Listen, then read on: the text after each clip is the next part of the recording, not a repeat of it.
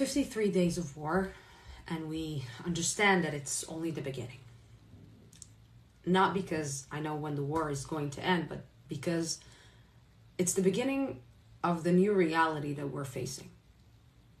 And the new reality is an astonishing fact. Truth doesn't matter. Facts don't matter. The only thing that matters is what each and every individual with 10,000 followers think is the truth. We were foolish to believe that after World War II, the world will never forget. At least back then, people could use the excuse that they didn't know. And now, what you're really saying is not that you don't know. What you're really saying is that you just don't want to see, that you're not interested to see the brutal images that the terrorists took by themselves, that the terrorists filmed themselves, killing, murdering, torturing innocent civilians. You see and watch the images, and yet you choose to say that it's a lie. You need a bigger proof to actually believe that women were raped and human beings were beheaded by Hamas terrorists. And on top of that, if you finally come to the conclusion that these atrocities actually happened, you justify it. You justify it by saying that they are a resistance movement that is trying to free their people and give them self-determination.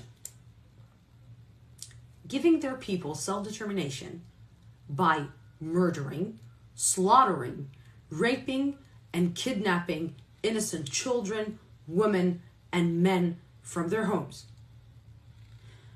Did you ask yourselves what these self-determination fighters did with all the millions of dollars that they got throughout the years? Did you ask yourselves what benefits did their own people get from all that money? Welfare? Health? Education?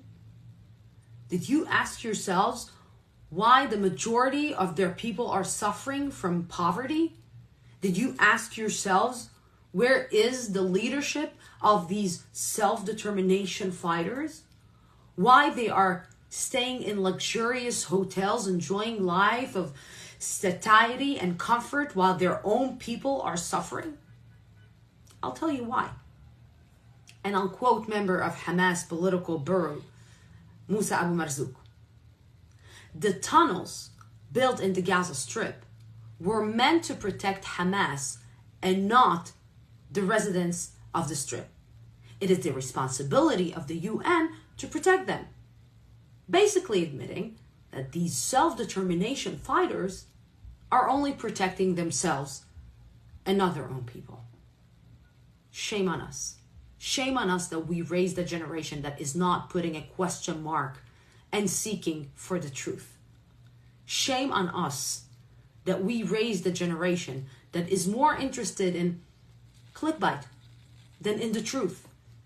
Shame on us that we raised a generation that is not faithful to facts and choosing to be humanitarian only in certain circumstances.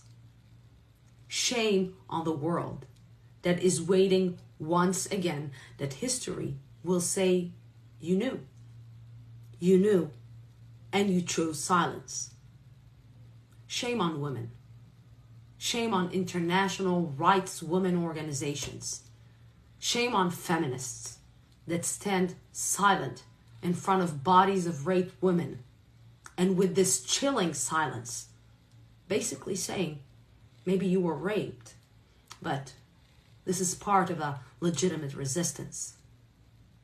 Shame on the international community that is choosing willingly to prove the phrase that history will always repeat itself.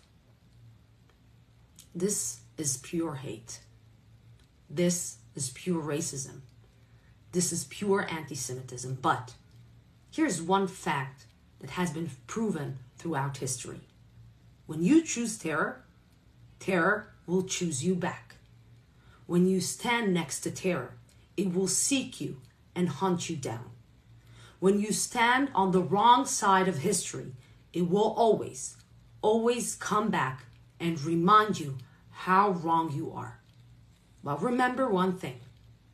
At the end of the road, after a long, painful, hard fight, the truth will always, always win.